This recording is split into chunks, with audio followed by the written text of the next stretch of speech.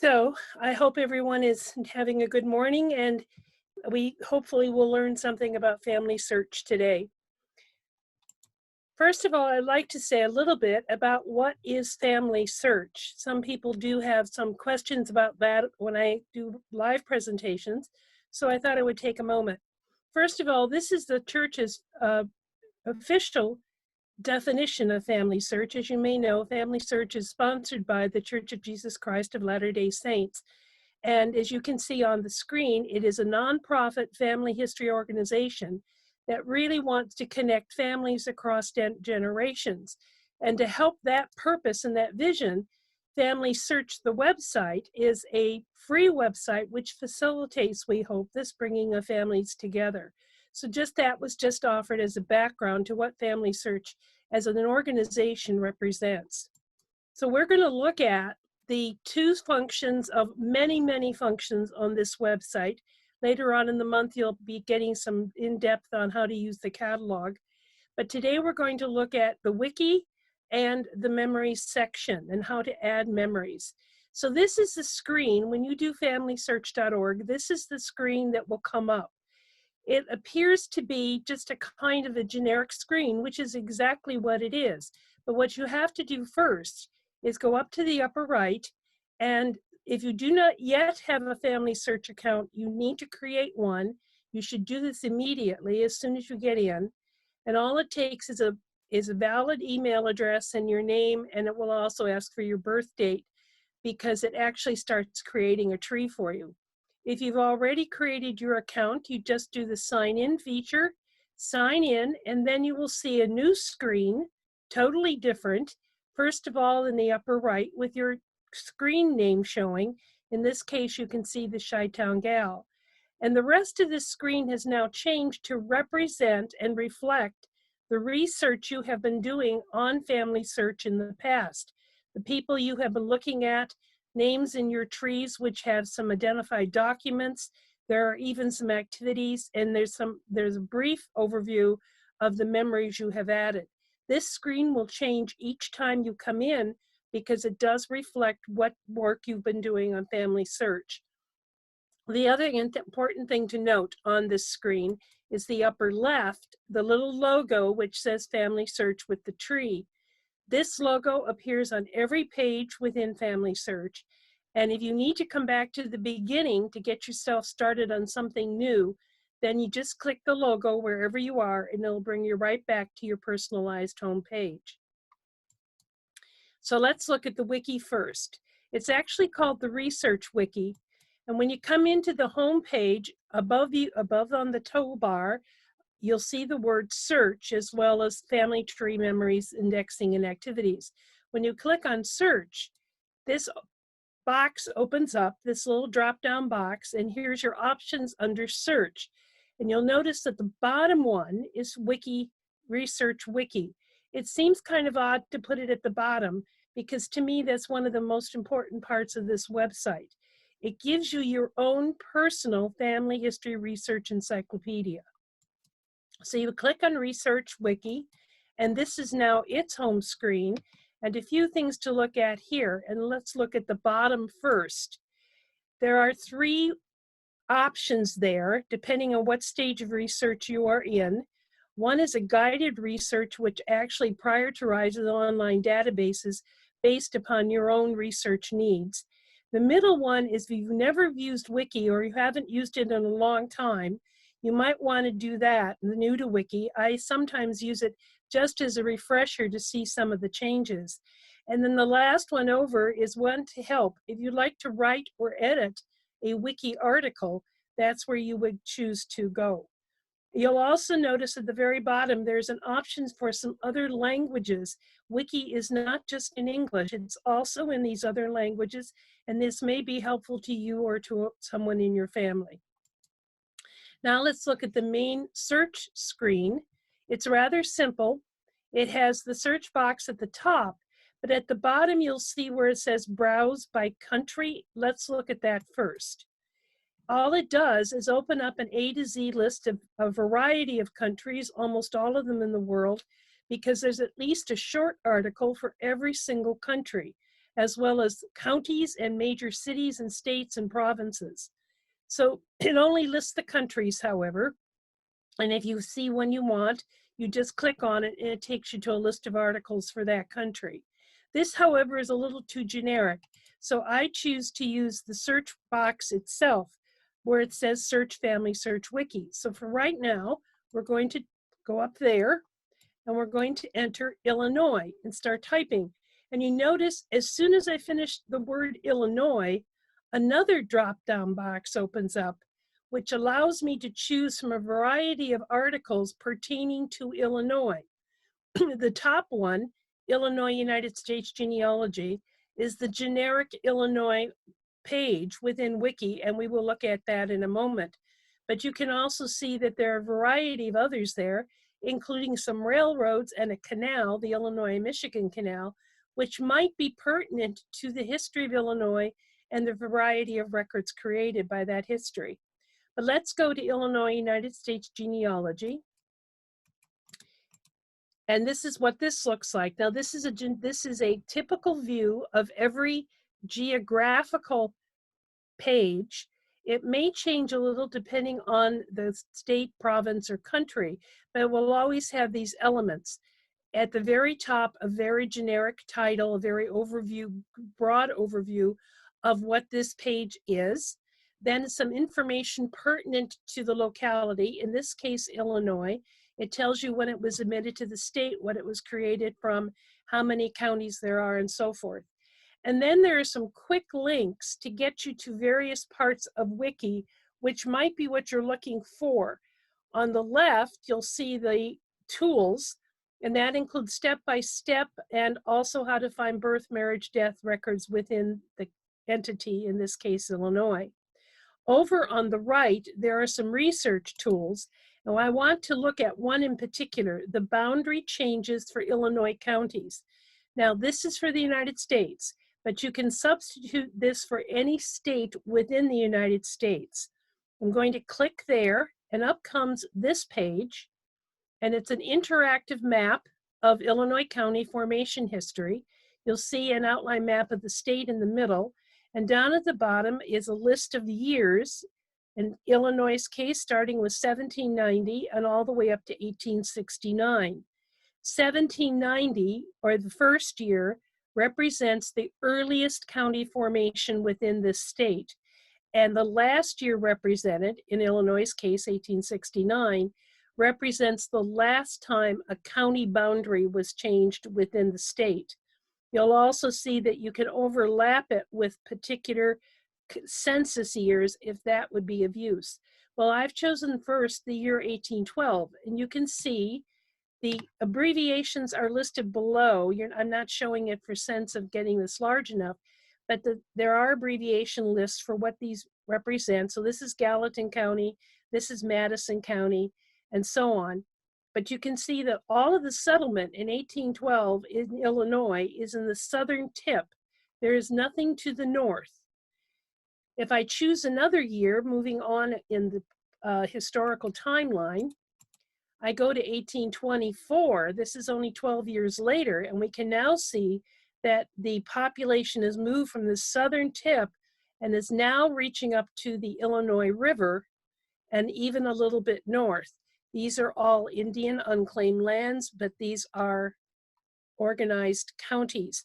And it even tells you that in 1824, the changes that were made in that year. You can work your way through each of the years to see how the boundaries change. This could be important, of course, because when some people don't move, but boundaries do, their records might go to a different spot. I have found this quite useful, this particular link on that opening page. It's again found right here, boundary changes for Illinois counties. The next thing I'd like to look at is this blue button, Illinois Online Genealogy Records. And this leads you to a list of all of the known and useful online databases. These are all databases, some with images and some without. That's important to remember. But these are online databases featuring Illinois records. They have been organized into particular topics. So you can see we have births, marriages, Indian Wars, Revolutionary War, and so forth. If it has a little $, which you can see right here by Cook County Birth Index, that implies that this is another website that will charge you a fee to use it. If there is no $, these are free databases. Most of these are at FamilySearch.com, but many of the $based marked ones could be in Ancestry or Find My Past or in Billion Graves or in some other website. These are all partner websites with FamilySearch where they share each other's databases. So you can see the variety here. Many of these I would not even think of to go and look at.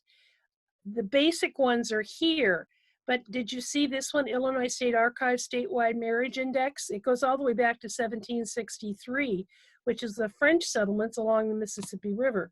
So I always take a look at this every so often, at least once a month, because it will add new databases as they come online. I'll show you the next part of this. And it will help me think of particular databases that I would never have otherwise thought of using or at least checking. Look at this one, History of Illinois and Her People. It's an ebook series, and look at all of the volumes that have been indexed. We have the Biographical Dictionary and Portrait Gallery of Representative Men. This is the Illinois Valley, and again, it's an ebook. Look at these ebooks that we have. So it isn't just now databases, but now they've started to add ebooks as they become available. You will also notice the links in the military side go all the way up to and include the Vietnam War. Let's look at the next page of it. We have church records, we have court and criminal records. I love this one, Illinois Black Sheep Ancestors. That's a website that someone has put together. We have boundary changes. We have periodicals, which is the Percy. There is a $sign there because it does take you to another website, but an excellent source. And many people do not remember to try Percy. We have the Illinois Newspaper Project, that's from the University of Illinois, which covers only Illinois newspapers. So you can see the variety here. Look at this even. Internal Revenue Assessment Lists, 1862 to 1874. May only be 12 years, but it might be the 12 years you need. So that is that blue button. But now let's look at Ask the Community. This is something that has not been on FamilySearch for a very long time, about 6 months, I think, or so.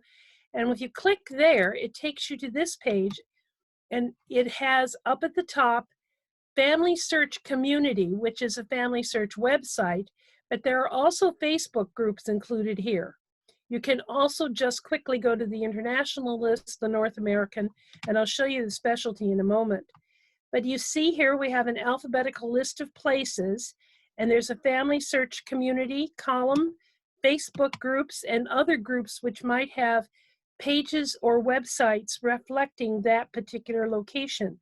So let's look at Algeria. There is an Africa Genealogy Research FamilySearch Community where you can post messages and ask for help and advice.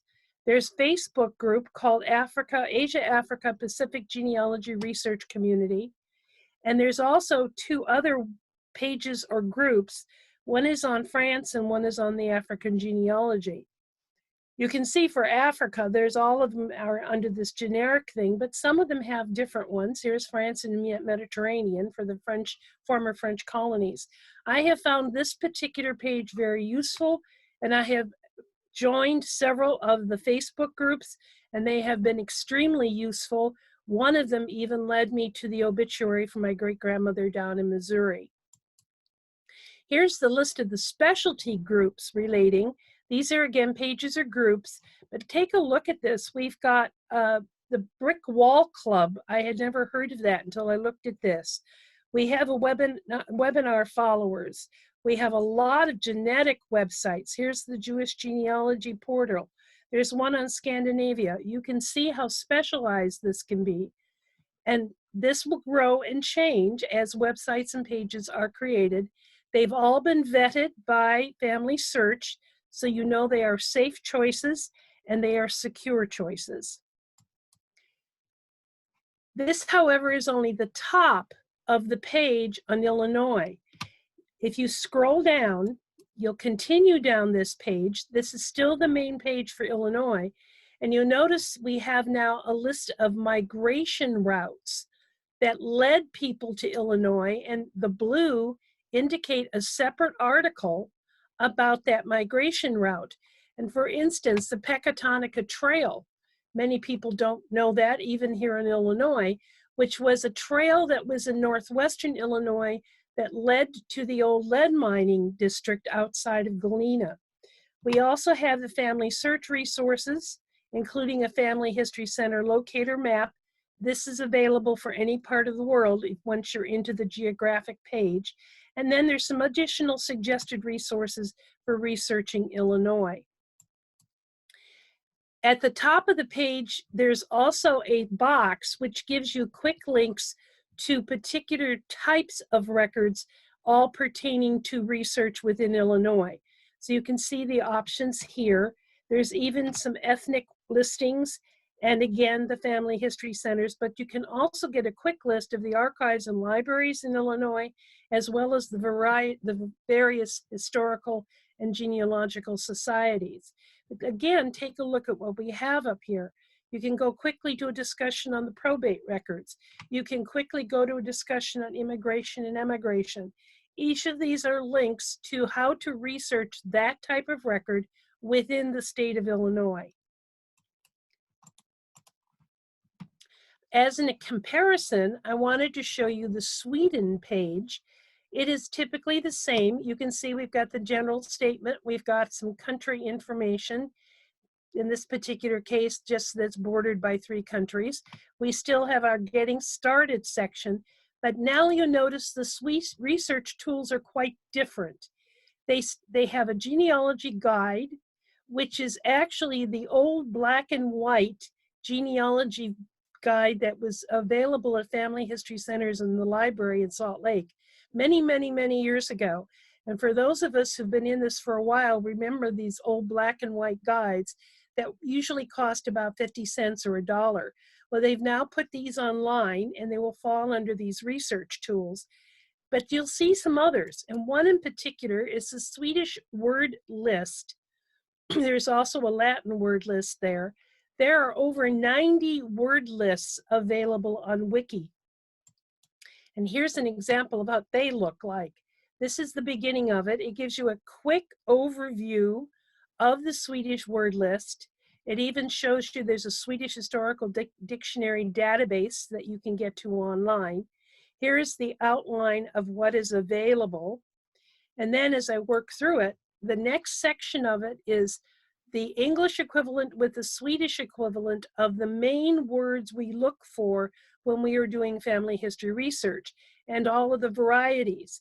So you can see, for instance, parish has 3 different words which may appear in those records, and we would have to keep our eye out for all 3 of them. Some of these are only variants, but here's marriage and marriage. If you take a look, there is some variety there. After the list of the most common words we are looking for is a complete A to Z dictionary. It's not a complete Swedish American dictionary, but it is quite extensive and includes occupations and such as that and relationships. And it allows you to print this out so you can have your own little desktop dictionary if you prefer, or you can always use it online. But here's the Swedish words that you may find in your record, and here's the English translation. It even includes causes of death and lots of different words in here, which are most likely to appear in the church and civil records that we will be using. Also, there's a list of parish register headings under the Swedish genealogy. That's often very hard for us to understand when we're looking at old records in any country, trying to figure out what those parish the headings are. Well, here's the one from Sweden. Again, you can see this is an old black and white document. This is actually a PDF document, so you can download it as PDF. And this is the birth and christening record, and here's what the church record will show, and here's what our English translations are. And then it goes on for marriages and deaths as well. So that's a quick overview of the wiki. I don't know, Deborah, yet if we've had any questions on that. Before right. I go, Yeah, yes. taking a look right now, I don't see anything in the Q&A. So if anybody does have any questions, please don't forget to use the Q&A at the bottom. We'll be checking in with this intermittently. Okay, thank you, Deborah. So let's move on to memories. This is one of my favorite parts of FamilySearch. And I really think it's a service that the church is providing that most people either don't know about or they're just not using it enough. Going back to our homepage, it's at the top again under the word memories.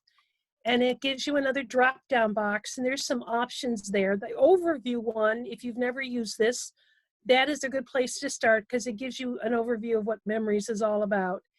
People is a list of people in my memory section. Now, obviously, I have been doing this for a while, so that list of people is quite extensive.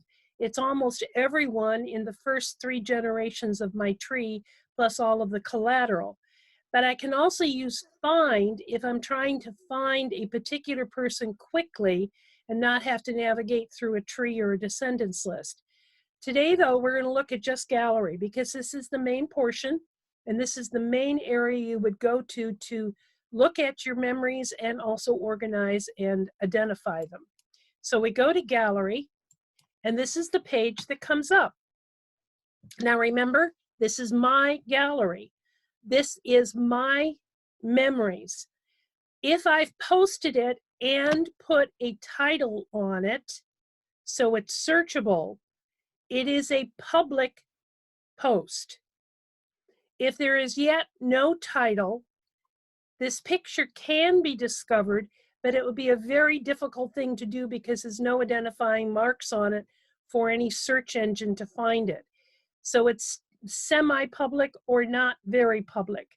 But once you post anything, remember everything is searchable and findable in any part of the online world. But here's my pictures. And the reason I was mentioning that, other than a lot of people always ask that, I'm backing up here for a moment, is because be careful if you are putting up pictures which might include living individuals. There are a few on here where I am present, but everybody knows me and I already have an online presence. So I was really not very upset or worried about trying to put that up. But any other of my family members, I do not make any postings for, even though I may have documents and such that I could put up.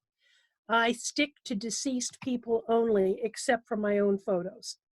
So you can see the variety here. This is obviously a wedding group.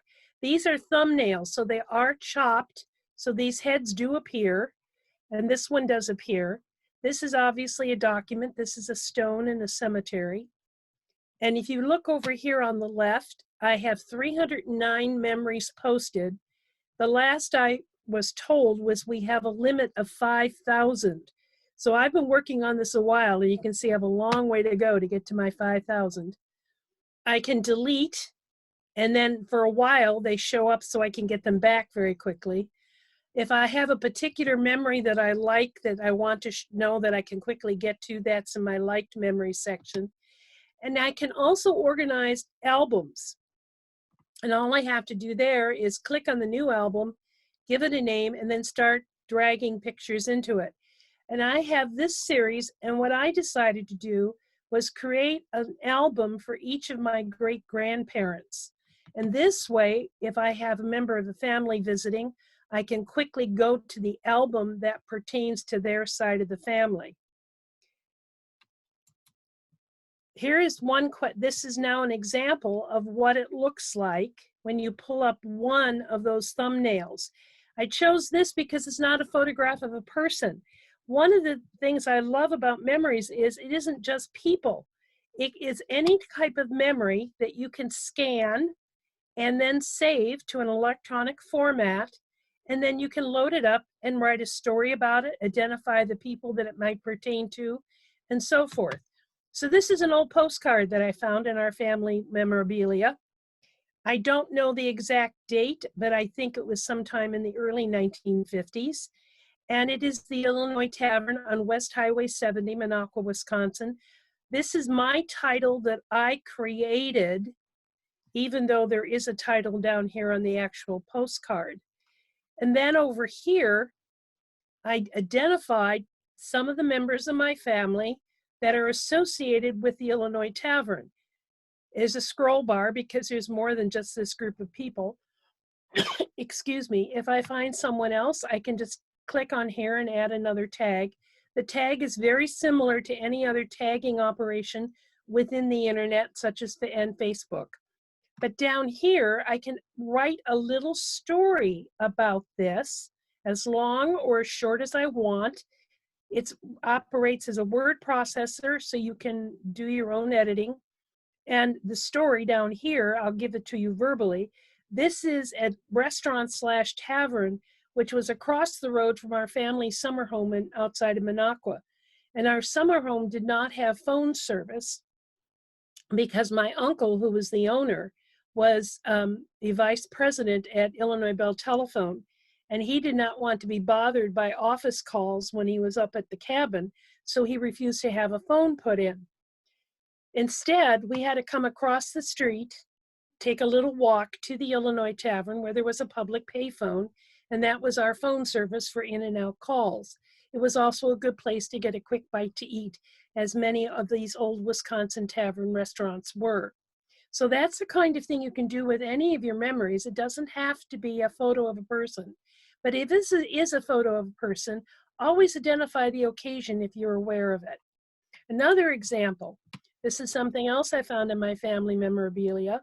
This is actually a receipt for my parents' first apartment for all of the furniture right after they were married. Here's my dad's name, and there's the address of that first apartment on the second floor. And then here's all the various items.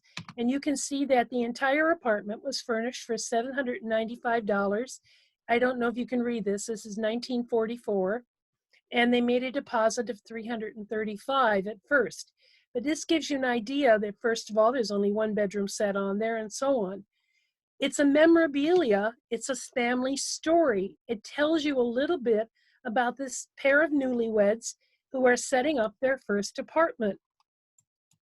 Here's something else that you sometimes don't think of: a photograph of your favorite recipe, or perhaps recipes, or just the recipe itself.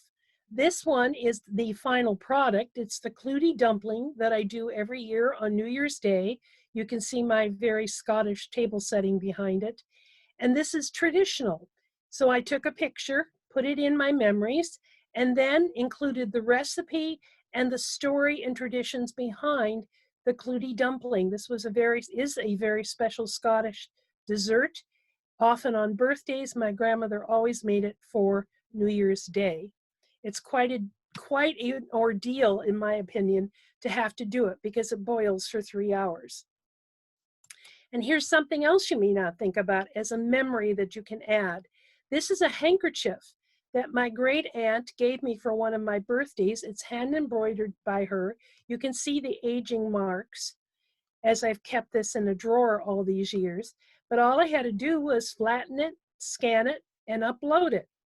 This is an example of the one kind. She gave me one every year for my birthday, and this is the only one I still have. I guess it's because the thistle has always been one of my favorite flowers. So it doesn't have to be a person. It can be about anybody, anything that you can put on a scanner or take a photograph of. It can be a 3D object that you take a photograph. As long as it's an electronic format, you can upload it to memories. There's also a section where you can write stories. Excuse me. So this is my story section. I have not been very good at doing this. I'm more of a talker than a writer, as many of you know. But I thought I would at least add something about my dad, who's been gone now since 1966. One of them I transcribed. Now, I could have scanned this. I will admit I could have scanned this, but I'm a good typist, so I went ahead and transcribed it. And because I transcribed it, I was able to add a photograph, which was not part of the original article. But this is an article from 1945, you can see here, from the Bell Mic, which was a newsletter or a house organ, April 1945 from Belmont Radio. And the title of it was Who's Who in Your Union at Belmont, William J. Brady, President. And you can see I transcribed this 7 years ago, well, 6.5 years ago, which is amazing to me that I did it this long ago. And then here's my transcription. And it goes on, it's quite lengthy and it gives a lot of detail. For instance, his dad was one of the organizers of the Brotherhood of Railroad Engineers, which led me to some information about my grandfather. Over here, we have who's tagged. Remember, I only tag deceased people, so my father, my mother, myself, obviously, but you see it's not attached to the tree because I'm living, and here's my brother. This is something I chose to transcribe, but you can also scan it and add it as a scanned document. You can also write stories, and they don't have to be very long. This is one I wrote a number of years ago, and it's two sentences long. Dad's favorite dessert was apple pie. Mom always baked a pie for Father's Day, his birthday, and Thanksgiving. Stories don't have to be long. Stories don't have to be earth-shattering or world-important. It's a picture or a fact or an element of someone's personal story. And that's what Memories is trying to do, is to get us to record our stories, our memories, for not just the back, but for the forward, for our children and our grandchildren, our nieces and nephews and great nieces and nephews, so that they know not only the people way back, but today's people who are alive and start recording these memories. Many, many people have suggested that one of the memories we can add about ourselves is what this pandemic has meant to us, how it has affected our daily lives. And I would strongly urge all of you to do that, if not on FamilySearch, in some way, so that your posterity will know what it was like today, as we wish we knew what our family was doing 100 years ago during the Spanish flu. So how do we attach these memories? The easiest way is to save it to your hard drive or USB as a scanned electronic version, or from your camera card, if that's what you use, and transferring it to a USB. So here we go again. This is back to my gallery. And this time, though, I'm in one of my albums, so the pictures aren't as many. You don't see as many. And you see up here, there's a plus sign. You click on the plus. Oh, before we do that, let me go back a minute. Oops, I forgot to tell you about this part up here. So let's go back to this for a minute. I'm in my gallery view, and up here we have some icons. And you notice that all is chosen. So all of my memories will show on this page. If I come here, it's a little camera. It will show me only my photos. If I come here, it will show me only my documents that I've added. If I come here, whoops, I lost my mouse. If I come here, that's my stories. And here are my audio recordings, and we'll get to that in a minute. So I do the plus, and I open up this part of the screen, and I can drag and drop my files right from my USB or my hard drive, or I can go out and choose files through a file manager. And you see automatically, if I click this, my title becomes whatever my file name is.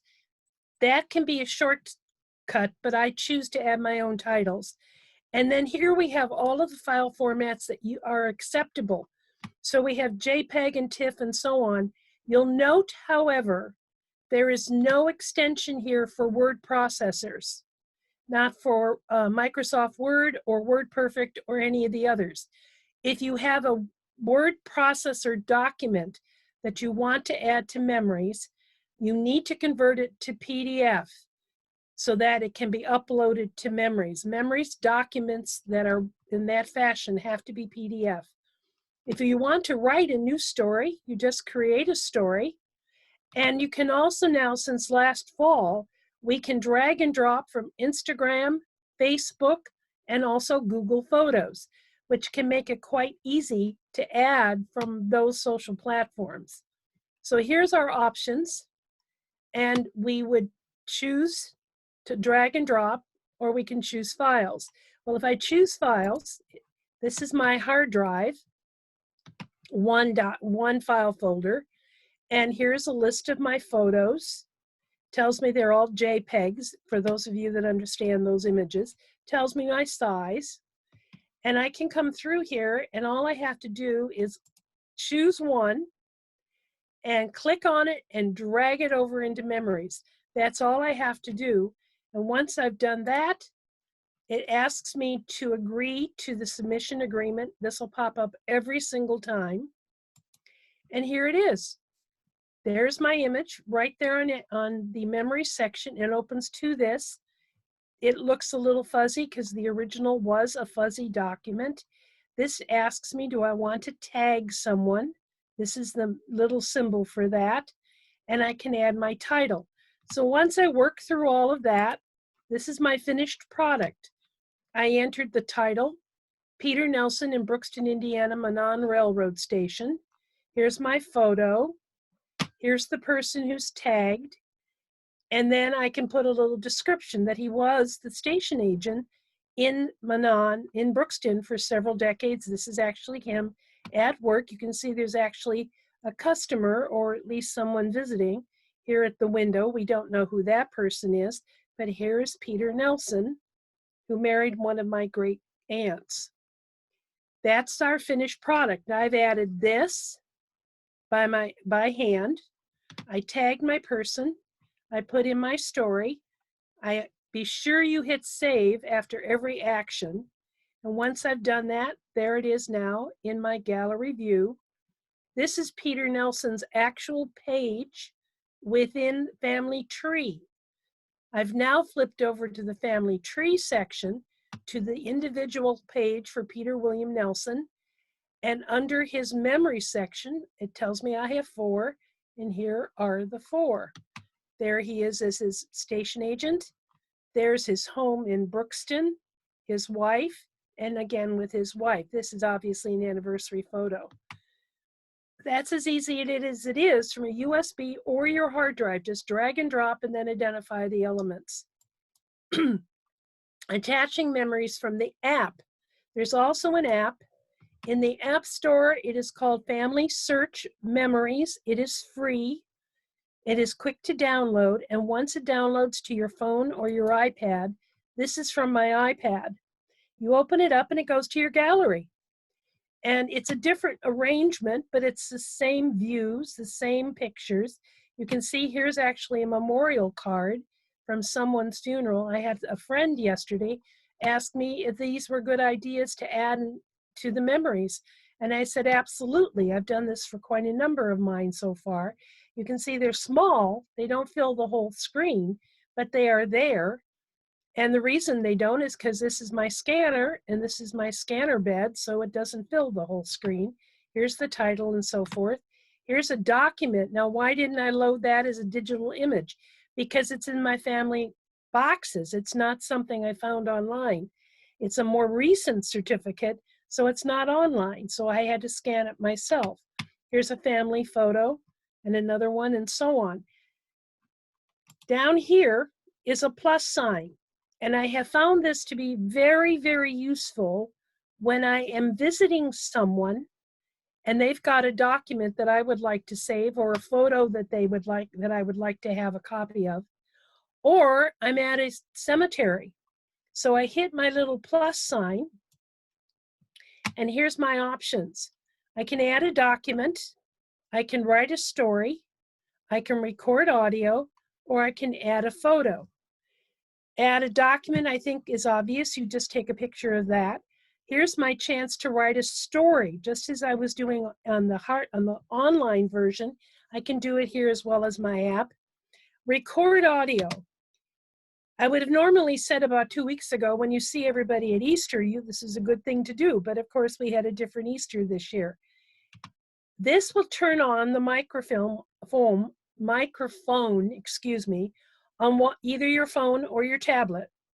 And you can record a live conversation with people in the room, with one person you're interviewing. It can be a Q&A session. It can be grandma telling stories of the past, whatever, and it will record it and save it.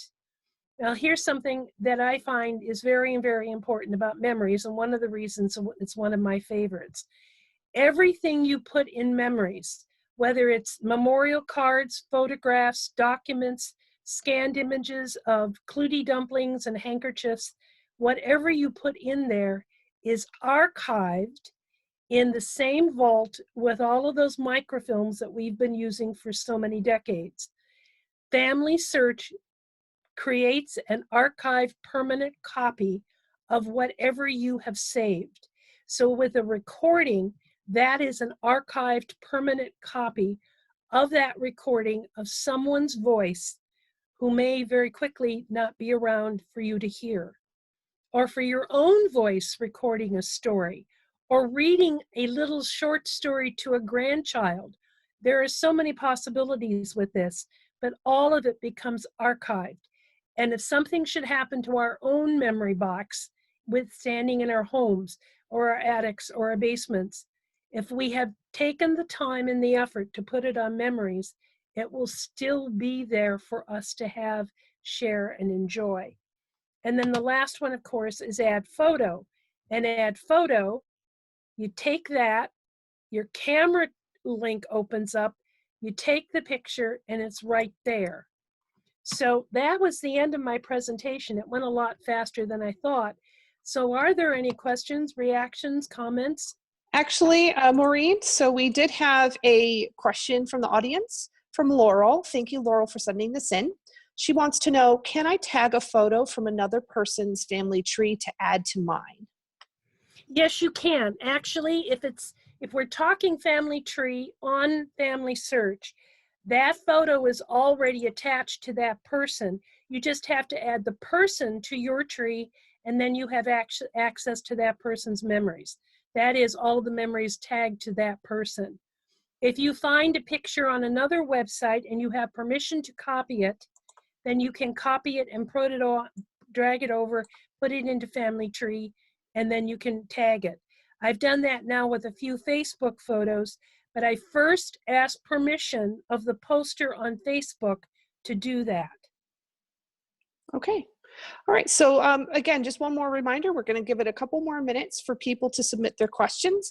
You can go down to the bottom of your screen to the Q&A pop-up bubbles, and we're happy to answer those questions. But in the meantime, thank you, Maureen, for this really, really great presentation about FamilySearch Research Wiki and Memories. I really do think this is an underused power tool in your genealogical research. So thanks so much for spending the time with us this morning and helping to answer our questions. What is your favorite, is this your favorite part of FamilySearch? Yes, it is, really. Especially the memories part.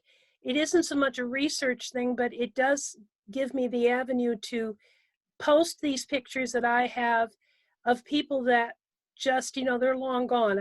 There's no one really left in my family before me. And it also is a quick way for me to share these with my family around the world.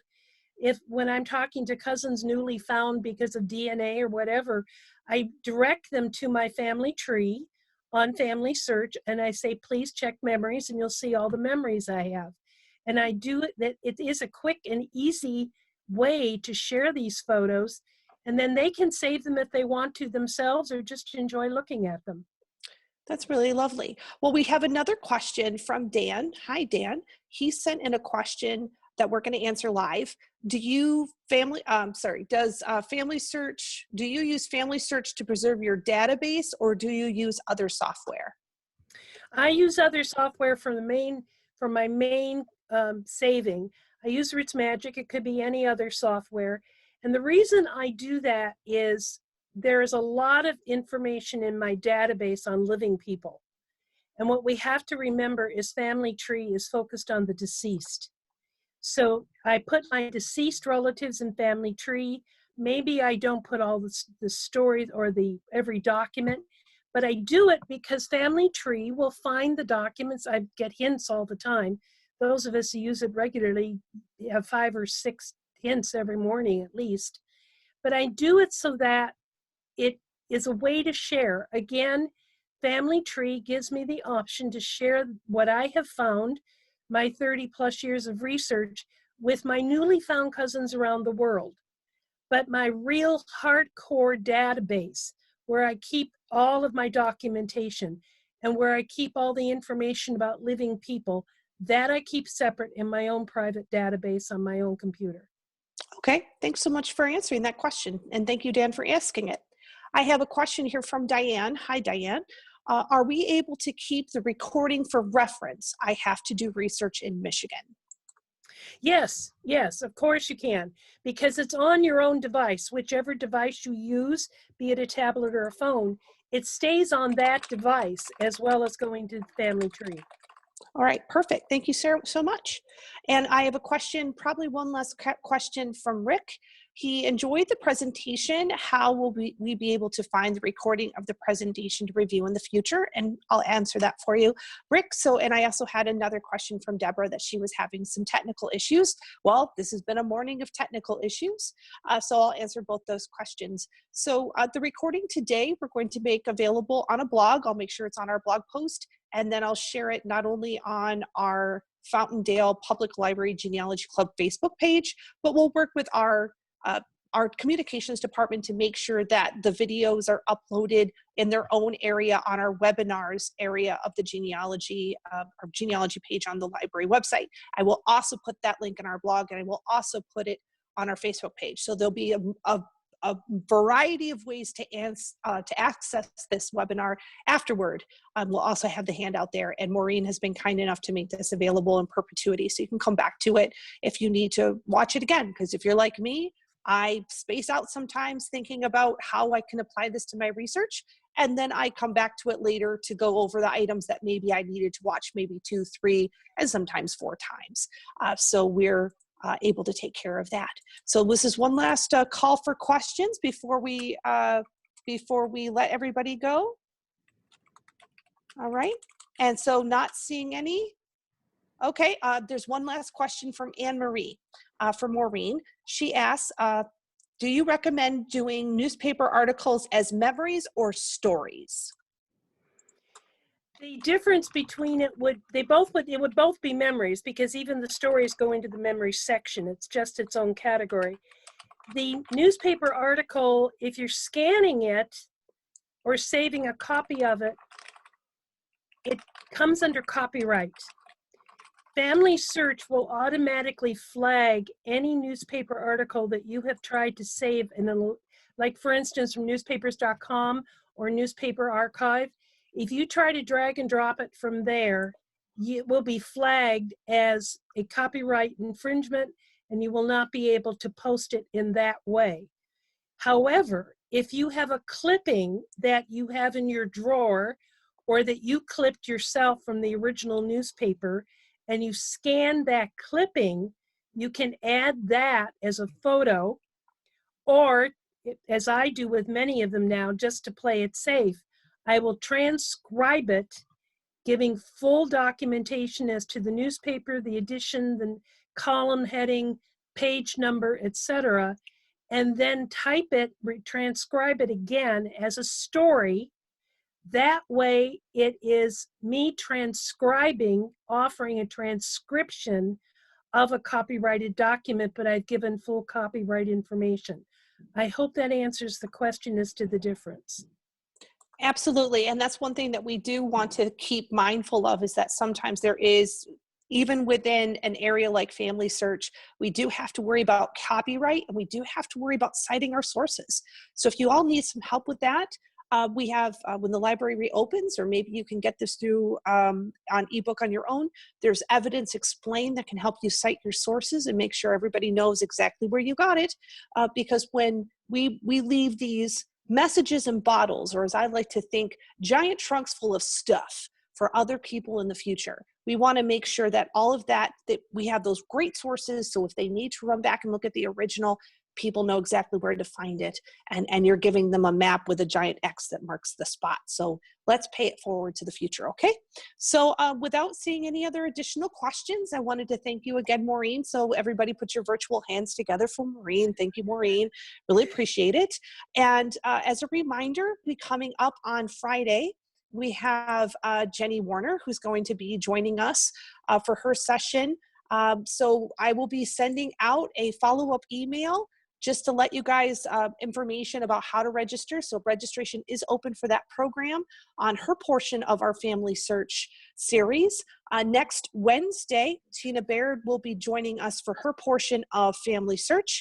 And then we'll be following it up on the 24th with our April Genealogy Club meeting with Jenny Warner on tracing your Mayflower ancestors. So we've got a lot of really great things coming up.